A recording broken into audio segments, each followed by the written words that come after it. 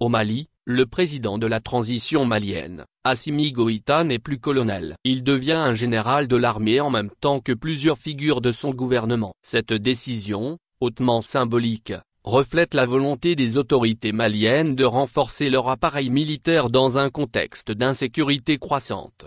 Assimi Goïta et son cercle d'officiers parmi les personnalités promues au grade de général, figurent des piliers du régime en place. En dehors d'Assimi Goïta, le chef de l'État, il s'agit de Sadio Kamara, ministre de la Défense Ismaël Ouagué, ministre de la Réconciliation nationale de Malick Diop, le président du Conseil national de la transition Modibo Koné, directeur de l'Agence nationale de la sécurité d'État Abdoulaye Maïga, ministre de l'administration territoriale.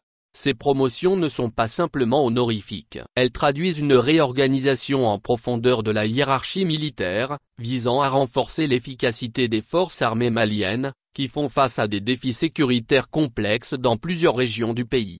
Cette vague de promotion s'inscrit dans la continuité des recommandations issues du dialogue intermalien, qui prône un renforcement de l'appareil sécuritaire pour mieux répondre aux menaces. Depuis plusieurs années, le Mali est confronté à une insécurité grandissante avec des groupes armés djihadistes et des conflits intercommunautaires qui déstabilisent le nord et le centre du pays.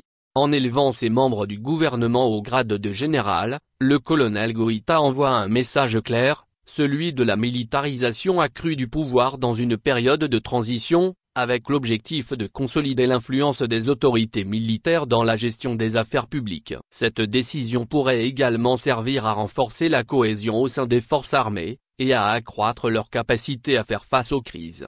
Un contexte de défis sécuritaires persistant. Cette réorganisation intervient alors que le Mali est toujours confronté à une insécurité, exacerbée par la présence de groupes armés, les tensions ethniques et la fragilité des institutions de l'État. Les récentes attaques contre les forces maliennes et la population civile soulignent l'urgence d'une réponse sécuritaire plus structurée.